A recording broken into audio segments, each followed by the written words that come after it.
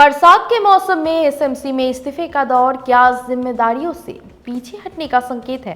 नमस्कार, आप देख रहे खबर समय, आपके साथ मैं आनंदिता। सिलीगुड़ी नगर निगम का कार्यकाल अभी 1 साल बाकी है, लेकिन उससे पहले ही सिलीगुड़ी नगर निगम के वार्ड पार्षद, खासकर तृणमूल कांग्रेस के वार्ड पार्षद और अधिकारी इस्तीफा दे रहे हैं। शुरुआत सिलीगुड़ी नगर निगम के मेयर गौतम देव से हुई और उसके बाद कई वार्डों के टीएमसी पार्षद ने इस्तीफा दे दिए हैं। 46 नंबर वार्ड के तृणमूल पार्षद दिलीप बर्मन पहले ही इस्तीफा दे चुके हैं। वार्ड नंबर 40 के टीएमसी पार्षद राजेश प्रसाद उर्फ मुन्ना ने मेयर परिषद से इस्तीफा तो दिया ही, उन्होंने टीएमसी से ही अपनी दूरी बना ली। इसी तरह से वार्ड नंबर 41 की टीएमसी पार्षद शिविका मित्तल ने भी टीएमसी के सभी पदों से इस्तीफा देने का फैसला कर लिया। आने वाले दिनों में कुछ और टीएमसी पार्षद इस्तीफा भी दे सकते हैं।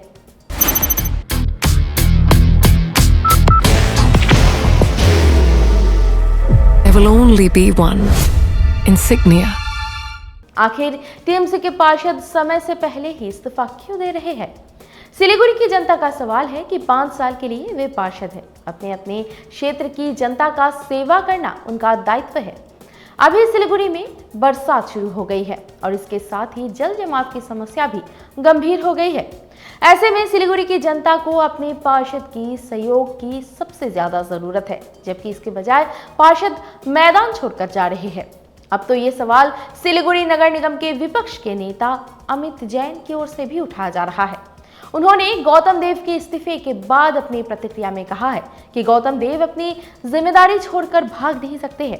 टीएमसी बोर्ड को सिलीगुड़ी की जनता का जनादेश मिला है।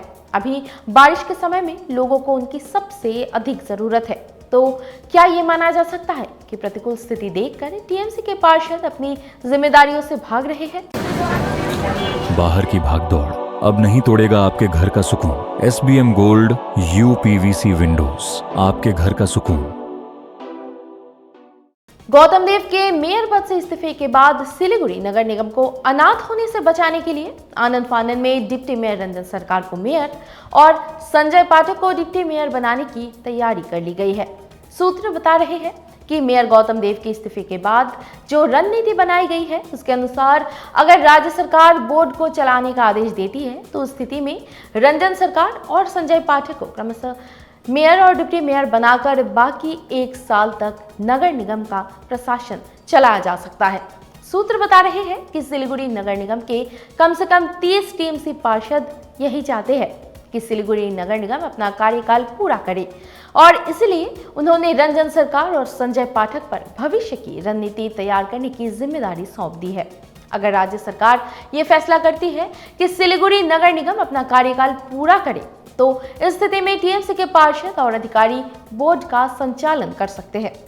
सूत्र ने बताया है कि टीएमसी के पार्षद नहीं चाहते हैं कि सिलीगुड़ी की जनता में ये संदेश जाए कि बरसात के समय वे सिलीगुड़ी की जनता को उनके हाल पर छोड़कर अपनी जिम्मेदारियों से दूर हो गए। इसीलिए पार्टी के प्रतिष्ठा को बचाने के लिए उन्होंने रणनीति बनाई है।